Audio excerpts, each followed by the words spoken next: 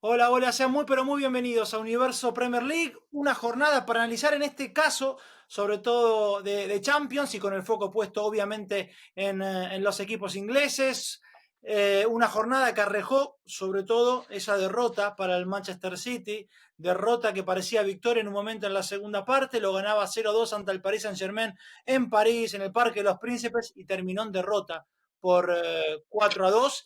Victoria sí para el Arsenal en casa por 3-0 ante el Dinamo Zagreb, victoria para el Liverpool en Anfield ante el Lille por 2-1 y derrota para el Aston Villa por 1-0 así ante el Mónaco, con lo cual en la tabla de este nuevo formato de la Champions League, que a mí ahora ya sobre el cierre creo que me está convenciendo más de lo que creía cuando conocimos de este formato y cuando se sortió y cuando empezó la competencia allá por septiembre. Tenemos al Liverpool puntero con puntaje ideal, 7 de 7, 21 puntos. Arsenal con 16 en la tercera plaza. Estos dos ya clasificados de manera directa a lo que va a ser los octavos de final de esta Champions de esta temporada. El Aston Villa en la puerta de la clasificación directa en la novena posición con 13 puntos, pero con grandes chances en la última jornada si vence al Celtic en Villa Park y si se dan otros resultados de acceder también de manera directa a los octavos de final. Y el City el que la tiene más difícil por ahora, y mientras hablamos, y ya voy a presentar a Manu y a Pablo, está 25º, es decir, por fuera de los puestos del playoff, pero depende de sí mismo. Un triunfo ante el Brujas en el Etihad el próximo miércoles lo dejará seguramente ya en zona por lo menos de playoff para ver si puede poner o no un pie en los octavos de final. Muy buenas, Manu, ¿cómo estás? Ahí estás muteado, Manu. A ver ahora. Sí, es que me voy desmotivando, me voy desmuteando con el problema de los auriculares y eso. Si alguna vez en algún momento no entro es por eso, pero bueno, todo bien, todo bien. Pablo, ¿vos cómo estás? ¿Qué tal, Leo? Manu, muy buenas. Otro día más por aquí. Pues muy bien, después de una jornada intensa de Champions, que en los que estamos en Londres nos teníamos un poquito ocupados ese Arsenal Dinamo de Zagreb, pero en realidad lo importante con respecto a los equipos ingleses estaba pasando en París. Bueno, y arrancamos por ahí, de hecho, con el PSG, Paris Saint-Germain 4, Manchester City 2. Una de las claves, me parece, chicos, y voy a escuchar a ver cómo lo ven, qué les parece. Estuvo en la mitad de la cancha y el PSG presentó tres mediocampistas centrales con un promedio de edad de 21 años, Neves, Vitinha y Fabián, mientras que la mitad de la cancha del City, un promedio de edad 10 años mayor. Y cuando tuvo que hacer un cambio en esa zona, ingresó Gundogan. No lo quiero poner, a ver, en una cuestión etaria o una cuestión de fecha de nacimiento, pero es que ayer el PSG avasalló al Manchester City en todos los duelos individuales, presionó, tuvo intensidad los 90 minutos, quizás el mejor partido de la era Luis Enrique en París, como también me comentaba nuestro colega y amigo Álvaro Romeo anoche por WhatsApp. El PSG tuvo todo eso que tenía el City, de lo que se enorgullecía el City, claro que mucho más directo quizás porque tiene menos la pelota, tiene futbolistas con otras características, Luis Enrique, pero es que el City no le aguantó nunca el ritmo al Paris Saint-Germain. Y el 2-0 parcial en la segunda parte era un espejismo y entró Dembélé y nadie lo pudo parar, y el 4-2 estuvo bien y pudo haber sido hasta mayor. ¿Cómo lo viste, Pablo? Pues un partido que yo creo que para analizarlo, para entender qué pasó, solo hay que escuchar a Pep Guardiola en la rueda de prensa posterior, que dijo que aunque iban 0-2, el resultado final, ese 4-2 con el que gana el Paris Saint-Germain, era muy justo, que en realidad había ganado el equipo que lo había merecido. Fue muy honesto y muy sincero en esa comparecencia de prensa posterior Pep Guardiola, porque es que es lo que vimos sobre el terreno de juego. Al final se pone eh, iba a decir injustamente, en esto del fútbol la justicia la marcan los goles, porque por mucho que tú llegues, si no finalizas y concretas, no vas a merecer ir por delante de la portería. Se puso 0-2 el City inmerecidamente o algo que no había sido fiel reflejo de lo que estaba pasando en el terreno de juego, que al Paris Saint Germain le ha condenado y por eso estaba en una situación tan en riesgo en Europa, porque en muchos partidos el no sentenciar, creo que le ocurrió también contra el Atlético de Madrid, le estaba condenando, pero al final pues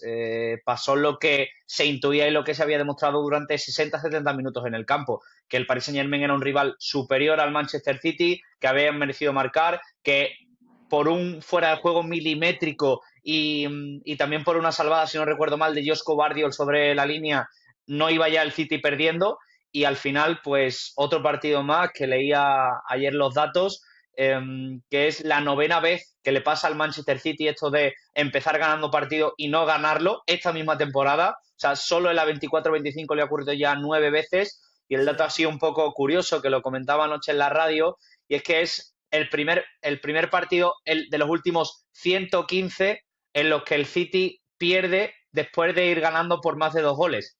115 como los casos de irregularidades financieras por lo que le imputó la Premier League en un principio. Fíjate tú No, cómo son de curiosos los datos en algunas ocasiones.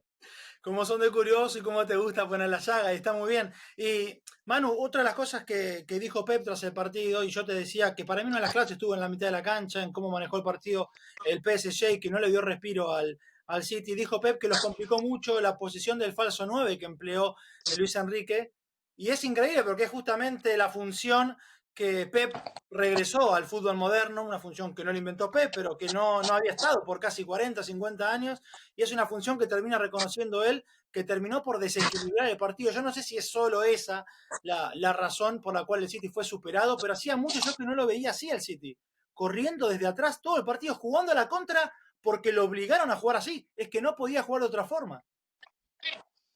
Sí, creo que la descripción de Guardiola en rueda de prensa es buena, esa superación, pero es una superación que surge sobre todo por el problema del centro del campo, porque si el City lleva 2 meses o 3 meses sufriendo en esa zona del campo y sus soluciones no dejan de ser pues futbolistas como Bernardo Silva o Ilkay Gundogan, que digamos que están más de vuelta, o a lo mejor Bernardo Silva sí tiene un poco más de recorrido, pero bueno, son futbolistas que no estaban para esa función por ese problema que tuvo Rodri.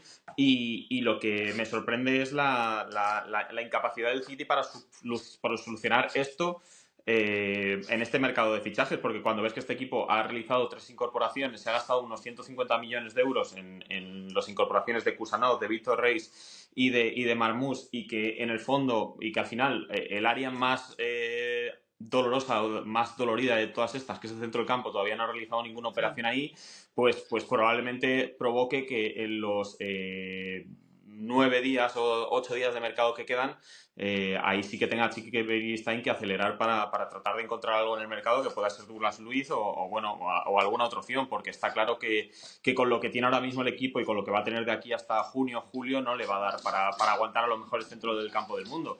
Y esta es la realidad para el equipo de Pep Guardiola, así que más allá de los problemas defensivos, que al final muchos de los jugadores, pues estando tanto tiempo fuera, pues probablemente le falte un poco también de compaginarse con el resto, sobre todo del centro del campo. Yo creo que este es un partido para que se hayan dado cuenta que si se han dejado 150 millones en estos 3 jugadores y se tienen que dejar 100 más en encontrar un centrocampista que les haga los próximos 6 meses de la temporada, les va a salir rentable, porque si no se van a quedar muy al descubierto y no van a poder competir por ningún título. Sí, a ver, Kusanovi y Víctor Ruiz tienen un gran futuro, son una apuesta a ese futuro cercano del City, tienen la velocidad que hace falta en esa zona, pero no olvidemos que el Uzbeko tiene 31 partidos jugados en Lens apenas, y Reis tiene solo 22 en el Palmeiras, y yo creo que quizás el nombre de Douglas Luiz, uno de los que suena para llegar quizás a préstamo de la Juventus, tiene que ver con eso que marcaba Manu, ¿no? De buscar recambio en esa mitad de la cancha, que se hace algo perentorio. Y Pablo, vos antes creo que mencionaste el Atlético de Madrid, y claro, hace 2 goles Julián para que gane su equipo con 10, y para que gane más dándoselo vuelta al Leverkusen.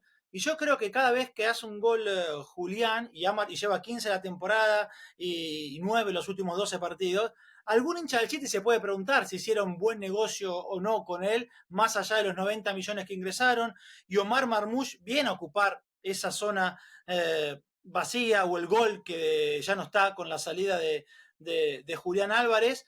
Pero hace falta que alguien se suma a la fiesta de Haaland, porque el noruego lleva 23 en todas las competiciones, Pablo, pero después entre 6 futbolistas que son De Bruyne, que son Savinho, Doku, Grealish, Mateus Nunes, que ahora encima está jugando lateral derecho, y Bernardo, suman 8 goles entre los 6, y Foden, ok, pareciera que ha levantado un poquito, 5 goles en 2025, pero está lejos de los 20 o más de la temporada pasada, con lo cual a Marmoush se le va a pedir que llegue y convierta rápido, además, en este equipo. Eso sí, no va a poder jugar ante Brujas, solo podrá ser inscripto si el City avanza para jugar playoff.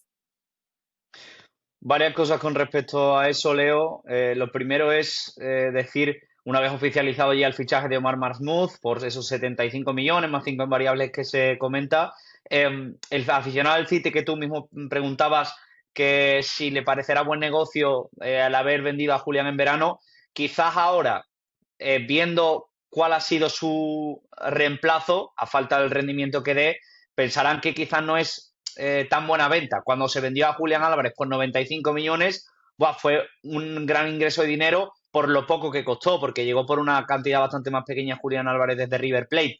Pero claro, el relevo de Julián Álvarez no ha costado 30, 40, 50, ha costado 75. Al final esa diferencia de 20 millones, el aficionado del City pensará que, que podría haber incorporado por casi 80 millones de euros o por un precio casi similar al de Julián Álvarez a un jugador ya contrastado top mundial, porque al final Omar Mahmoud lleva 2 temporadas en la élite, en la Bundesliga, rindiendo a buen nivel. No es un futbolista que podemos decir top mundial. No se sabe qué va a ser de él, 25, 26 años, o sea, todavía está en plenitud, en su mejor momento de la carrera para afianzarse como un gran jugador de ataque, pero todavía no sabemos lo que va a hacer y el City ha gastado casi todo el dinero de Julián en el delantero egipcio. Después, para mí el de Mahmoud es un fichaje acertado pero tardío, porque esto está dejando muy a las claras y muy a la vista que la venta de Julián tendría que haber sido compensada con otro jugador en verano, porque al final ese dinero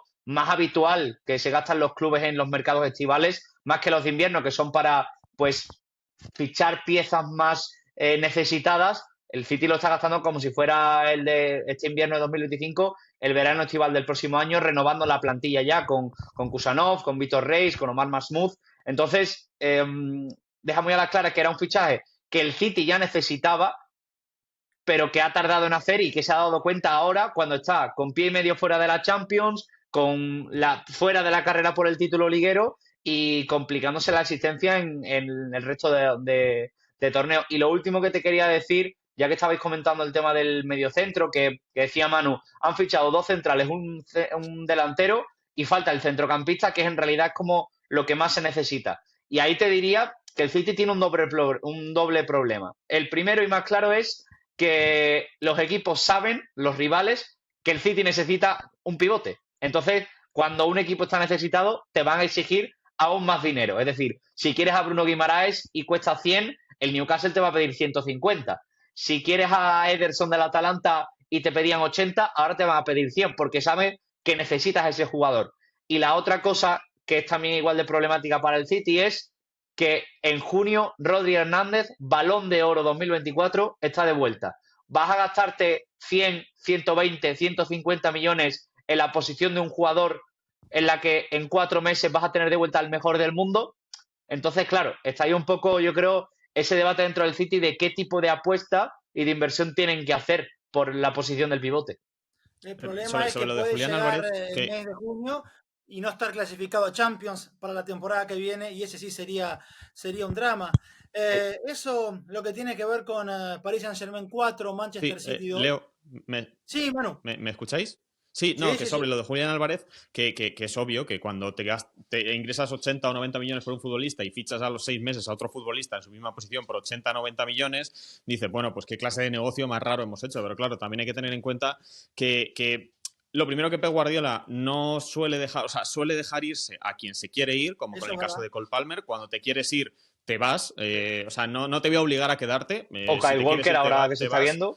Y Julián Álvarez se quería ir, quería ser titular, sabía que en el Manchester City no lo iba a ser nunca como delantero centro, venía de una temporada en la que había jugado probablemente más de lo habitual porque Haaland había estado fuera, creo que fueron 2 meses y medio, Kevin De Bruyne con una lesión, también la de Kevin De Bruyne, y cubrió esa baja desde, bueno, en una posición del 10, y yo creo que Julián Álvarez sabía que era una circunstancia muy circunstancial y que probablemente nos iba a volver a repetir, y por eso forzó, entre comillas, la salida para que le dejaran irse. Por eso, cuando hablamos de intercambio de cromos y el aficionado del City puede decir, bueno, ¿y por qué vendemos a Julián si luego nos traemos a Marmoush? Bueno, hay que entender que el fútbol no es siempre simplemente un intercambio de cromos como si fueras todo el fútbol manager, y que la voz de Julián también tenía mucho que ver en esto para decir, bueno, pues es que me quiero ir, y ahí el Manchester City pues tampoco va a ser, no es un Paris Saint-Germain, digamos, que te enjaule y te diga, bueno, pues mira, te vas a quedar aquí hasta que lo diga yo. El Manchester City, la verdad que en cuanto a eso, si te quieres ir, adiós. Eso es un buen punto realmente, y bien decía Pablo también, Kyle Walker, que va a ser futbolista del Milan, el capitán o uno de los capitanes de este equipo, que vivió las horas más gloriosas con el Manchester City y con Pep Guardiola, pero que ha decidido ya que fue suficiente para él su etapa en el costado celeste de Manchester. De ese Paris Saint-Germain 4, Paris Saint-Germain 4, Manchester City 2, no vamos al Arsenal, que ganó, que clasificó de manera directa a la próxima etapa sin tener que ir por la vía del playoff. Le ganó 3-0 anoche en el Emirates al Dinamo Zagreb. Pablo, estuviste ahí, y uno de esos triunfos en los que al final va, no sé, la sensación de no sé cuántas conclusiones se pueden sacar, porque siempre sabemos, o por lo menos en la previa de ese partido, que el Arsenal era muy favorito por mucho ruido que hubiera con el equipo en la previa, pero al final del día, bueno, uno mira la tabla de la Premier y sigue estando allí en la pelea, aunque pareciera que es todo Liverpool, y clasificarse de manera directa igual en este nuevo formato no ha sido poca cosa para un Arsenal que, por cierto, al Paris Saint-Germain le ganó por 2-0 y muy bien, aunque fue en casa. Sí, el partido como ayer del Arsenal, como dices, Leo, es de esos que se puede sacar pocas conclusiones porque te enfrentas a un rival que, bueno, se estaba todavía jugando también la clasificación, pero de un nivel bastante más bajo. Se estrenaba el legendario Fabio Cannavaro en el banquillo del Dinamo de Zagreb, primer partido de el que fuera Balón de Oro en 2006 y es jugador del Real Madrid en el banquillo del conjunto croata, pero fue un equipo muy débil, que el Arsenal, de lo superior que fue, llegó a relajarse y ahí tuvo un par de ocasiones, pero al final, en 90 minutos, creo que el Dinamo de Zagreb no llegó a disparar a la portería. David Raya terminó con la portería cero y sin paradas en todo el encuentro. Y el Arsenal fue, como te digo, muy superior. Tuvo dos tramos en cada una de las mitades en las que fue sentenciando el partido. El primer gol llega de Declan Rice, minuto 2, un golazo de volea. Baja un poquito el ritmo viéndose tan superior a su rival, como decía el conjunto de Arteta. Ahí entran un par de contragolpes que agitan un poquito al Emirates de, oye, que no nos relajemos a ver si vamos a tener un susto,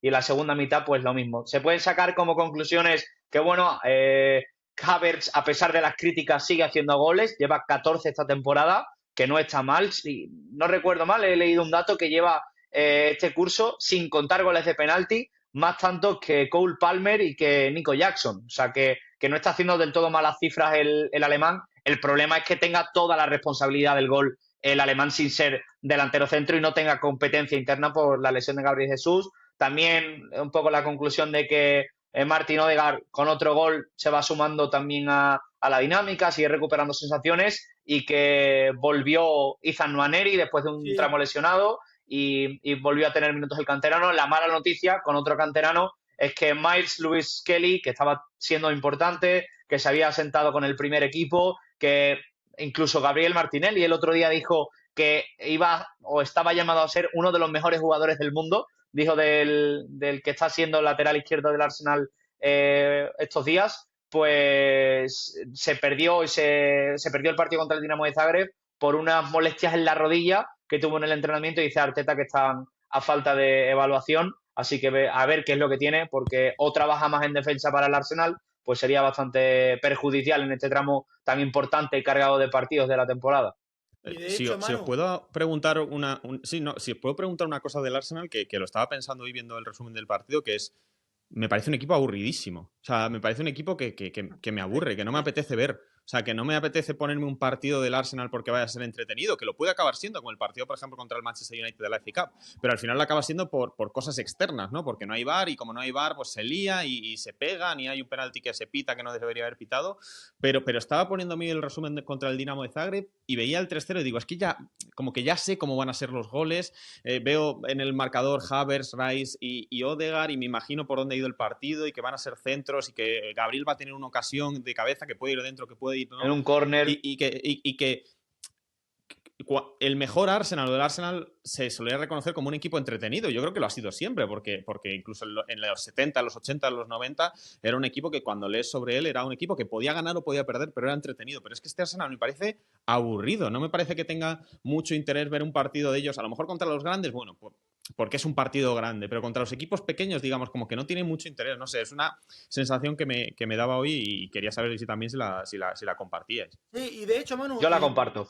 sí, yo la comparto y a ver, y es cierta, y me parece que por ahí hace una temporada y media uno iba al Emirates y se lo pasaba bien con este equipo. Yo creo que Arteta quizás sintió con esos 2 cierres de temporadas en las que, bueno, el Arsenal se quedó corto y no pudo sacarle la Premier al City. Quizás creyó que su equipo, que daba gusto verlo, insisto, había momentos hace un año y medio que daba mucho gusto ir al Emirates y ver jugar al Arsenal, pero dijo, bueno, si con esto no alcanza, habrá que ir por otro lado y transformarnos en un equipo más rocoso, para que las hinchas rivales quizás vuelvan a cantar aquel Boring Boring Arsenal de finales de los 80, y al final uno ve cuántas veces en la temporada hemos visto una línea de 4 con 5, a ver, los centrales, pero los laterales podían ser también mediocampistas. Digo, tomas parte, el lateral derecho, ¿cuánto tiempo?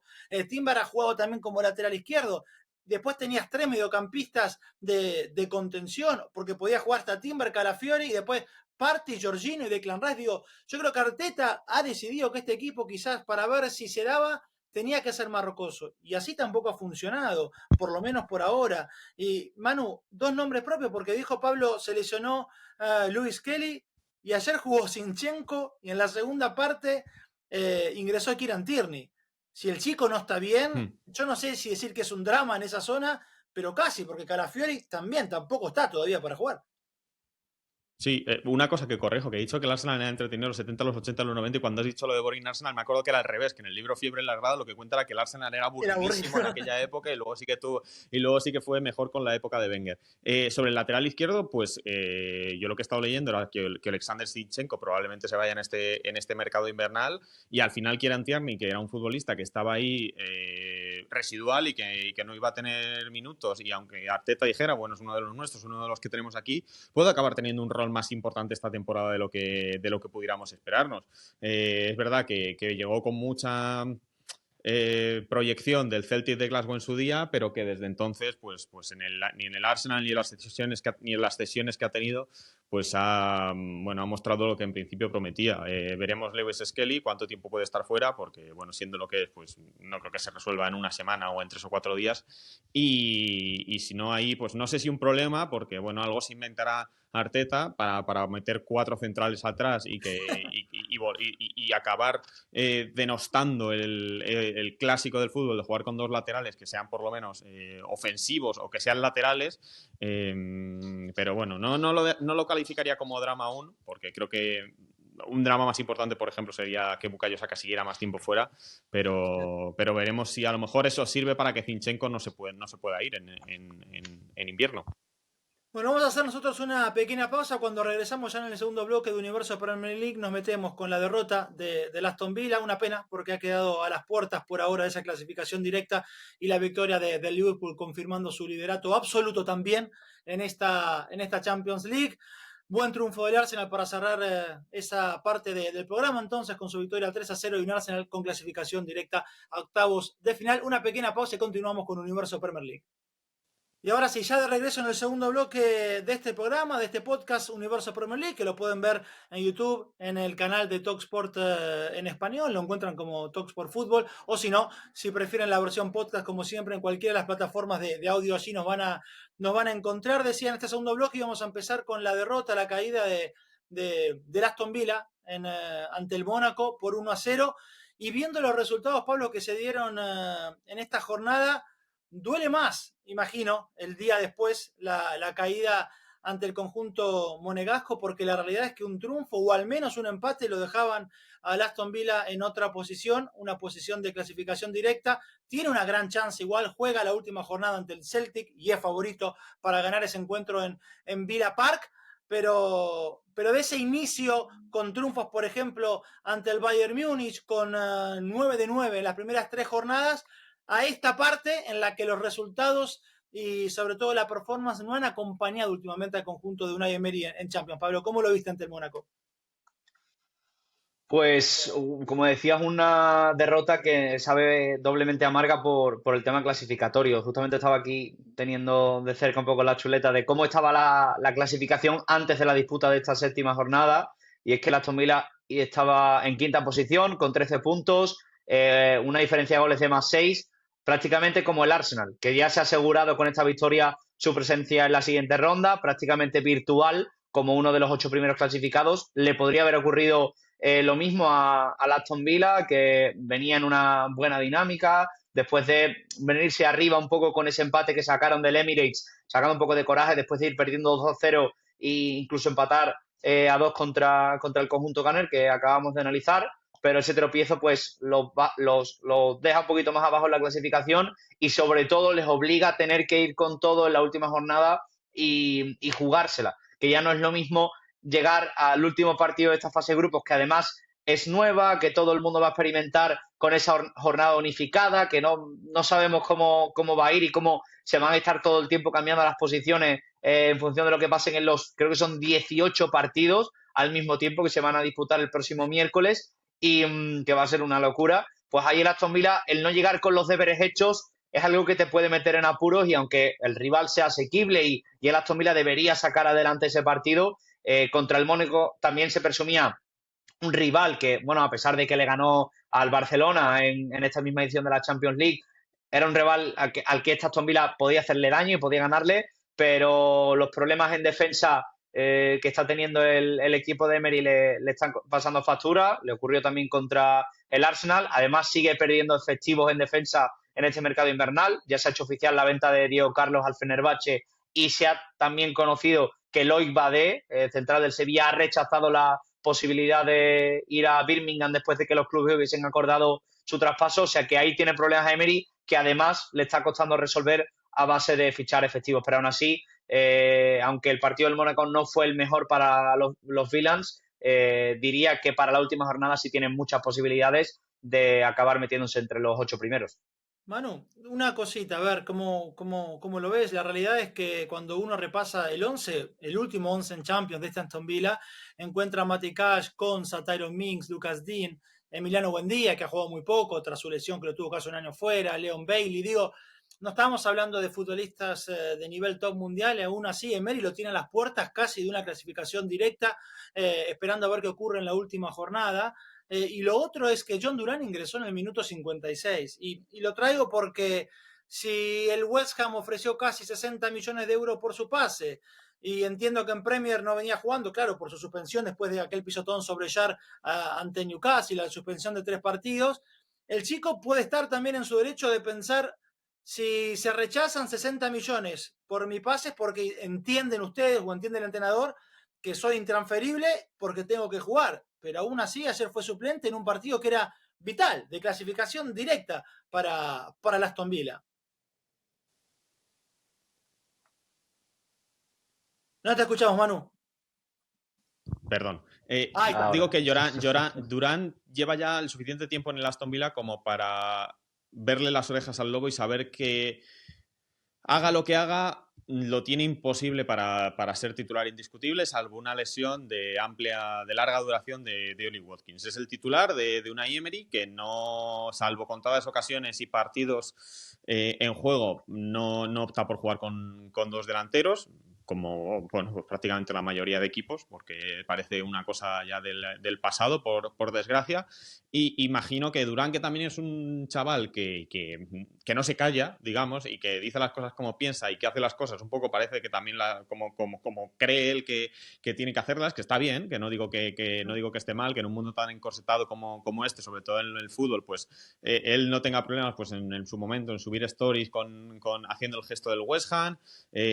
Cuando ganaron al Bayern de Múnich, creo que dijo algo así como bueno, está bien, me gusta el Bayern de Múnich porque es uno de los equipos en los que me gustaría jugar, algo del estilo, que te digo, no está mal que lo diga, me refiero, pero que no ves a ningún futbolista decir eso porque tienen un contrato con otro equipo. Entonces, igual Durán ya empieza a decir, bueno, pues si no, lo que tú has dicho, si no me queréis vender, dadme el puesto de titular, o sea, porque no quiero estar saliendo en todos los partidos desde el minuto 40, o sea, desde que con 40 minutos, con 30, con 20, porque eso al final genera un ciclo en el que o metes muchos goles, como le pasó a principio de temporada, y es muy difícil meter cuando tienes 15 minutos, 20 minutos, lo normal es que no marques. Te pasa como a Durán, metes 3-4 goles, pero luego llegas, te ponen de titular un partido, te dan una oportunidad y justo ese partido no marcas, vuelves al banquillo y ya tienes que volver a conseguir todo lo que has logrado, volver a marcar desde el banquillo, que es muy difícil, etcétera, etcétera. Y yo creo que, pues como digo, Durán no lleva 6 meses en el Aston Villa, lleva ya un tiempo suficiente para saber que no va a ser titular indiscutible y que, salvo lesión de Watkins, va a tener que conformarse con ese banquillo.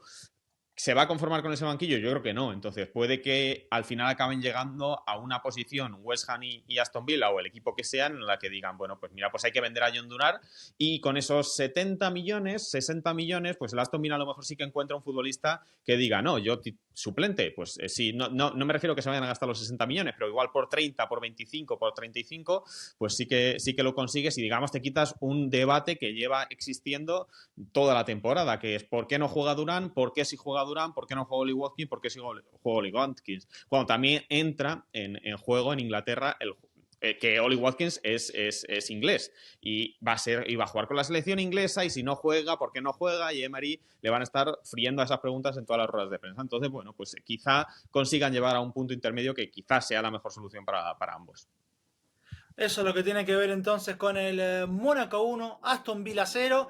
Un resultado que al Aston Villa lo deja en la 9ª colocación, como veníamos diciendo, 13 puntos, lo mismo que tiene el Leverkusen, que lo supera por mejor diferencia de gol en la 8ª colocación y también con 13 unidades. El último partido que queda de los conjuntos de los equipos ingleses en Champions es el triunfo, Pablo, del Liverpool por 2-1 ante el Lille, puntaje perfecto. No hace falta, chicos, que nos detengamos quizás demasiado en este encuentro y en este Liverpool del que venimos hablando igual y merecidamente bastante, pero no sé si hay alguna pincelada o algo, Pablo, que te haya gustado, quizás el hecho de alguna rotación y de futbolistas que lo hicieron bien dentro de esa rotación. Kwanzaa, que fue titular y jugó quizás su mejor partido de la temporada, este central que a mí no me termina de convencer del todo. Bradley titular como lateral derecho, buen segundo tiempo de Harvey Elliott. Pablo, Harvey Elliott puede ser titular en este equipo. Pareciera que de a poco vuelve a ser ese revulsivo que con Klopp lo hacía muy bien, sobre todo la pasada temporada. Me cuesta ver a Harvey Elliott titular en este Liverpool, sobre todo porque justo ha coincidido esta temporada con el paso al frente de Curtis Jones, que era un jugador que ya era importante con Klopp, que tenía minutos, que tenía oportunidades, pero este año, como muchos otros jugadores, como ha pasado con Ryan Gravenberch, con Cody Gakpo, con incluso Costas Chimicas, que está jugando más de lo visto anteriormente, pues Curtis Jones es otro de los jugadores que ha dado un pasito al frente y ahí Harvey Elliott pues pierde posibilidades. Me cuesta todavía verlo titular, sobre todo cuando Mohamed Salah lo juega prácticamente todo, está sano el egipcio y ahí no hay quien lo saque del 11 ni en los partidos en los que podría rotar. Y aunque Harvey Elliott creo que hace poco dio unas declaraciones en las que dijo que el Liverpool es su club y que quiere quedarse al 100% para hacerse un hueco en el equipo, no me extrañaría ver en no dentro de mucho tiempo algún tipo de cesión o alguna salida del jugador para apostar y ser un jugador importante en otro club. Pasar de un poco cola de león a cabeza de ratón, porque la calidad la tiene, porque es uno de los futbolistas jóvenes más prometedores del fútbol inglés y es una pena que por sobre todo el tema de lesiones nos lo estemos perdiendo.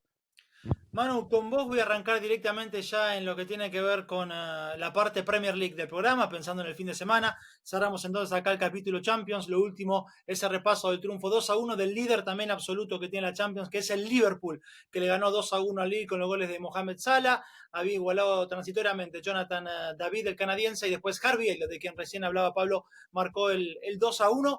Manu, en esta jornada de Premier que se nos viene ya este fin de semana, en Estadio Premier vamos a estar transmitiendo el encuentro entre el Aston Villa y el West Ham. Eso será el día domingo a partir de las 4:30 p.m., hora de la tarde en Inglaterra, hora local.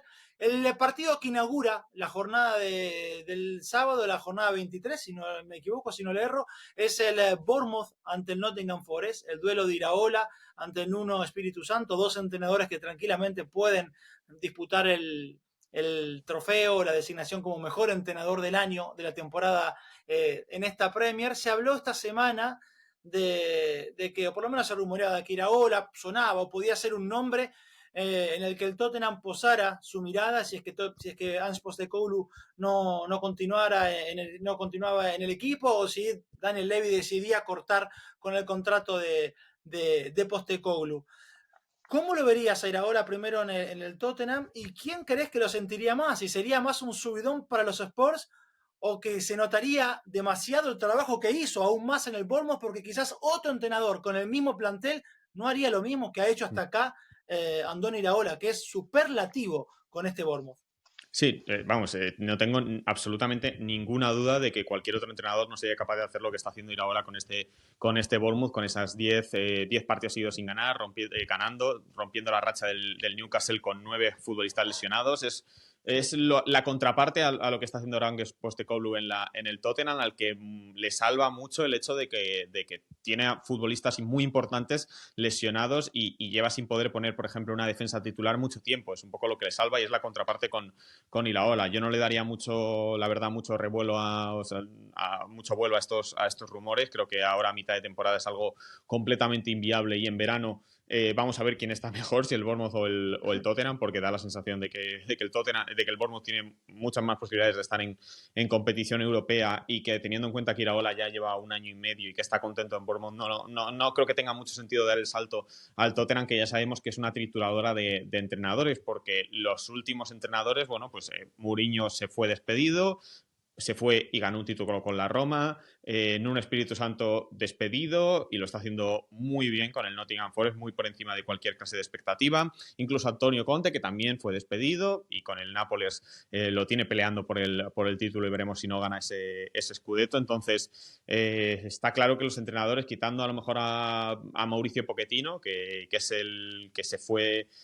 con un ciclo ya cumplido y sí que habiendo superado las expectativas que había sobre él, es un equipo que es una trituradora y que ahora mismo no me parece que sea un salto adelante, a no ser que cambie algo que no va a cambiar. Es decir, si no cambia la propiedad del equipo, si Daniel Levy no sale, veo difícil que se cambie la forma en la que se opera ese equipo, que es al final lo que le está comiendo desde dentro. Si no se produce una inversión a la altura del equipo y a la altura de las inversiones que están realizando otros equipos, pues es difícil pensar que el Tottenham de verdad vaya a ser un equipo a la altura de lo que era antes, que era el Big Six. Entonces yo creo que en el caso de Iraola sería, bueno, pues no lo veo yéndose al Tottenham, la verdad. Y Pablo, apelo más a una sensación, a una mirada tuya respecto de Iraola. A vos te ha tocado, no sé si Manu vos también, por ahí sí, pero sé Pablo porque me lo has contado y bueno, y la he leído. Te ha tocado entrevistar a Iraola para el diario AS, de quien sos corresponsal aquí en Inglaterra. Me ha tocado, he sido testigo de Andoni Iraola pasando, vos quedándote charlando con él en el West Ham Stadium. Bueno, te pasó también en Stamford Bridge hace poquito, en el empate 2-2 entre el Chelsea y el Bournemouth. Y desde fuera se lo ve un hombre muy tranquilo, casi como, no sé, por lo menos como si todavía tuviera la esencia de aquel que dirigía al Mirandés hasta hace no mucho. Y si crees que parte de esa idiosincrasia que se le ve desde afuera a Andoni Iraola explica en parte el momento de su equipo. No pareciera un tipo que pierde sus cabales, más allá de que vive los partidos de manera enérgica y está claro que debe querer ganar más que ninguno, pero no sé, hay algo allí en una manera de manejarse que va a contramano, ¿no? Del ego de los entrenadores top que estamos acostumbrados a ver desde fuera. Totalmente, Leo. No lo has podido definir mejor. En mis tierras, el término que usaríamos es campechano. Una persona campechana cercana y en un mundo como el del fútbol, que va todo muy de egos y de gente que se lo tiene muy creído, yo tampoco es que tenga una trayectoria inmensamente en esto del fútbol o metido en este mundillo, pero diría que es la persona de dentro del fútbol más cercana y más buena persona con la que he podido hablar, intercambiar pensamientos y tener una charla o como tú comentabas una entrevista. Y yo creo que eso tiene mucho que ver justamente con lo que tú decías. Los jugadores del Bournemouth, una plantilla que se la das a otro entrenador, como decía Manu, y estoy seguro yo también que en vez de luchando por Europa lo tendría luchando por evitar el descenso, los ha convencido a base también de su forma de ser, porque es un entrenador muy intenso, que se le ve en los partidos, que algunos que otros ha llevado amonestaciones por quejarse al árbitro, que después en rueda de prensa cuando tiene que quejarse de las injusticias por decisiones arbitrales que le perjudican, lo hace de una manera muy correcta y con mucha educación siempre, desde un punto de vista tranquilo, mesurado y sin una mala palabra en las comparecencias, pero cuando tiene que poner el grito en el cielo lo pone. Pero es una persona que con su mensaje y con yo creo que su forma de transmitir el mensaje ha conseguido motivar a esos jugadores para, como también decía Manu, con 9 lesionados. En Stamford Bridge jugó con 12 jugadores profesionales del primer equipo de campo y aún así sacó un empate a punto porque Reece James empató en el último minuto. Eso ha llevado a convencer a un grupo de que son mejores de lo que ellos pensaban, de que pueden hacerlo muy bien, de que igual no les da para llegar a Europa porque la temporada es muy larga, pero de Ryan Christie ha hecho un auténtico depredador de presiones. De Justin Kluivert, un jugador que ha ido trotando por las 5 grandes ligas europeas, está haciendo de él un goleador consistente. La pareja que tiene de centrales, Ilian Savarny, que creo que tiene 21, 22 años, y Dean Huijsen, 19, es una de las más contundentes de la Premier League ahora mismo. Está sacando un rendimiento especial de los jugadores que tienen Bournemouth por esa personalidad y esa forma de ver el fútbol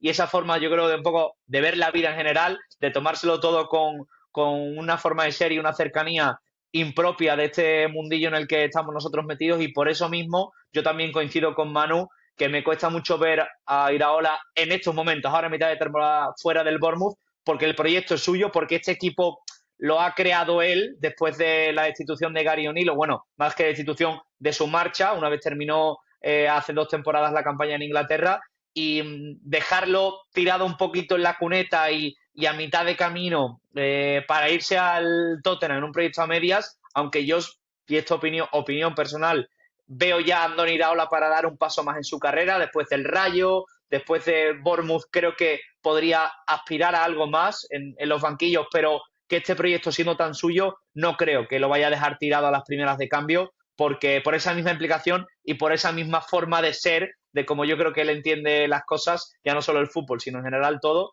que me cuesta que en mitad de temporada vaya a dejar a su Bournemouth, a los Cherries, ahí un poquito de lado.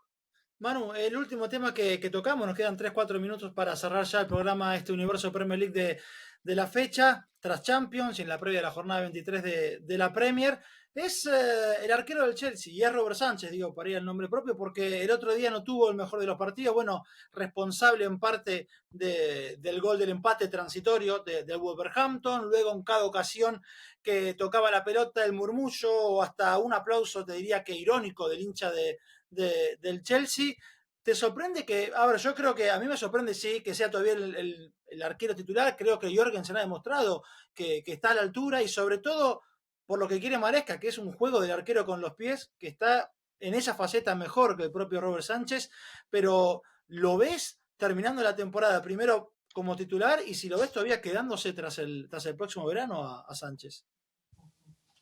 Bueno, quedarse creo que sí, porque al final el contrato es el que manda. Creo que la portería del Chelsea ha sido un debate desde hace muchos años, ya desde las últimas temporadas. La última temporada especialmente de Courtois ha sido un lugar que, quitando el año de Mendy que gana en la Champions, el resto ha sido todo problemas. Idas, venidas, futbolistas que van al banquillo, futbolistas que lo hacen bien pero que luego bajan, pues hablando por eso de Kepa, de Eduard Mendy, ahora de Robert Sánchez también con problemas. Maresca siempre ha dicho que al final cuentan con que va a haber errores de esos, que por la forma en la que juega el Chelsea y por cómo juega Robert Sánchez, cada X tiempo va a haber un error en salida de balón.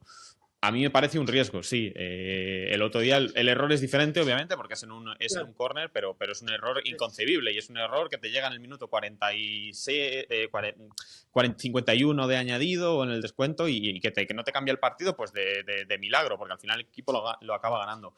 Pero sí es posible que, teniendo en cuenta que Jorgensen va a jugar bastante, estando la Conference League ahí, es plausible que en algún momento Maresca cambie el portero. Entonces, Robert Sánchez tiene muchas cosas buenas, pero obviamente pues el juego de los pies con los pies no está siendo una de ellas, está cometiendo bastantes errores por ahí, y eso al final, en función de lo que logre Jorgensen en la Conference League, pues le puede dar aquel momento. Además, estas cosas son luego muy, muy simples. En cuanto Robert Sánchez se pierda un partido por un tirón que tenga, una sobrecarga, algo, juega Jorgensen, lo hace bien, y ya luego no le sientas y pierdes la titularidad. Y bueno, pues veremos cómo de leal es también Maresca a sus ideales y a lo que piensa. Al final estamos ya pasado el ecuador de la temporada y Robert Sánchez sigue ahí. No hablamos de las primeras 10 jornadas, de las primeras 5 jornadas. Si ha sido leal a Robert Sánchez hasta este momento, mientras no se produzca una hecatombe, es decir, un fallo que de verdad te cueste puntos, te cueste un partido que tú tengas ganado, que te cueste un duelo importante contra uno de los equipos arriba de la tabla, pues quizás sí que le dé para mantenerse por lo menos hasta final de temporada y ella tener una conversación de, vale, ¿qué va a pasar? ¿Quién es el guardameta de futuro de este equipo? ¿Nos podemos permitir la temporada que viene, digamos, encajar, no sé, me lo invento, 7 goles porque vayas a cometer errores? Sí, no, bueno, pues ahí quizá sea el momento ya de tener esa conversación más que ahora en la jornada 23.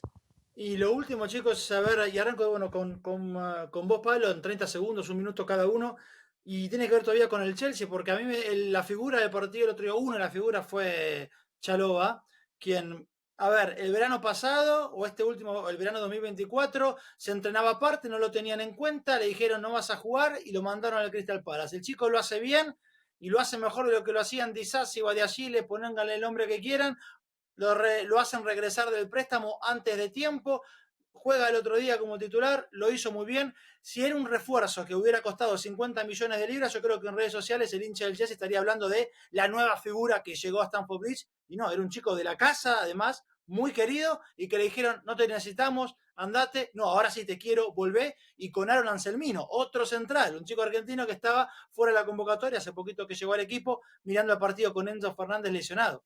¿Lo terminás de entender eso sí, así vueltas, Pablo, o no? Pues no, y yo creo que lo estuvimos todavía hablando incluso ya en Stamford Bridge, el partido que tú mismo comentas contra el Wolverhampton, que fue un partido que dejó muy a las claras y a la vista que el Chelsea toma decisiones muy erróneas a la hora de confeccionar su plantilla. Si no fuera por Noni Madueke, que se habría ido con un gol incluso, se llevó el premio MVP del partido de la Premier, pero le faltó que no metiera la cabeza a Noni Madueke para robarle el gol y tener la guinda perfecta a su actuación en la vuelta al Chelsea, pero el problema yo creo que del Chelsea es que ha pasado a ser una empresa americana de transacciones de futbolistas en las que se apuestan por jugadores muy jóvenes para sacarle una plusvalía muy alta y así vender por más caro y seguir generando dinero que en el rendimiento que puede tener un futbolista. Si ahora mismo el Chelsea apuesta por o apostó en su día por Disasi, Badiashile y algún otro jugador intentando pagar dinero pero que se le pudiera convertir en más, lo van a priorizar a un chico de la casa que hay que desarrollarlo, que darle oportunidades, que potencie su juego a base de minutos, porque parece que va a ser un tránsito, una trayectoria más larga.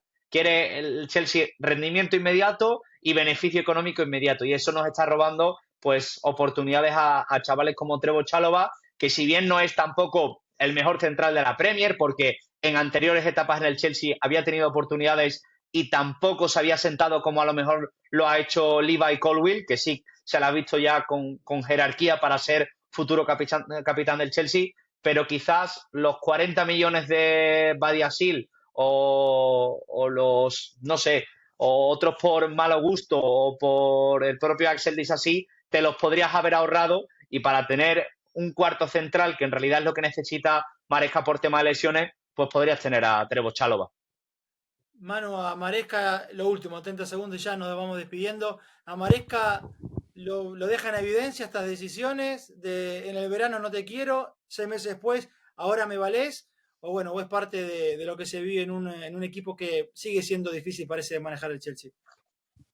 Sí, no, yo creo que es normal que al final Maresca cuando llega, bueno, tiene que tomar decisiones y si luego te equivocas, lo importante es aceptar los errores y ser capaz de reaccionar ante ellos. Si al final tenías la oportunidad de traerte a Chalobah y te va a funcionar y te va a aportar, me parece bien que lo hagas. Mientras Chalobah de verdad vaya a jugar y vaya a tener un papel importante. El problema es si le cortas en este momento y luego resulta que no juegas. Ese es el verdadero problema. Pero aceptar estos errores y saber reaccionar ante ellos, a mí me parece que es más positivo que negativo para Maresca y para cualquier entrenador, porque muchas veces o son cabezones o no quieren enfrentarse a un futbolista al que en realidad no despreciado, pero bueno, el que has apartado o has mandado a otro equipo, no quieres tener que tener esa conversación. Bueno, pues me parece que es que demuestra carácter y demuestra bueno, pues saber reaccionar ante tus propios errores. Así que me parece que es algo positivo, la verdad, por parte de Maresca. Chicos, muchísimas gracias. Es el final ahora sí de Universo Premier League. Manu, feliz cumpleaños. Fue ayer, pero bueno, te saludamos ahora por acá también. Son 22 años para Manu, imagino, algo por ahí, ¿no? Eso es, muchas gracias. Alguno menos. Alguna vez, sí. Bueno, Manu, un placer. Nos ¿Te vemos. puedes creer? Leo, cuento simplemente una anécdota que me Sí. ocurrió ayer que fui al Vitality Stadium, a Bournemouth, y la chica de recepción llamó a prensa. Dije, bueno, vengo aquí para hacer una entrevista, y la chica de recepción llamó a prensa y dijo, está uno de los universitarios de la Universidad de Bournemouth que venía a hacer una entrevista. Digo yo, bueno. Así que seguimos Eran fuertes, y menos lo de importante es que 22. seguimos jóvenes. Eran menos de 22. Sí. No, pero además me inquirieron, me dice, o sea, que no eres un estudiante de la universidad. Y digo, no, digo, no vengo de la universidad, no vengo de la universidad. Bueno, como sea, muy feliz cumpleaños, Manu, y nos estamos viendo pronto. Pablo, muchísimas gracias. Gracias a ti, Leo, y a Manu por este universo de Premier más que sumo a la buchaca. Y se vendrán más. Esto ha sido todo entonces en el Universo Premier League. Recuerden, el domingo en Estadio Premier, Aston Villa ante el West Ham. Ese será nuestro partido a partir de las 4:30 de la tarde, hora local, hora de Inglaterra. Nos encontramos en el próximo Universo Premier League. Eso será el próximo lunes. Chau, hasta la próxima.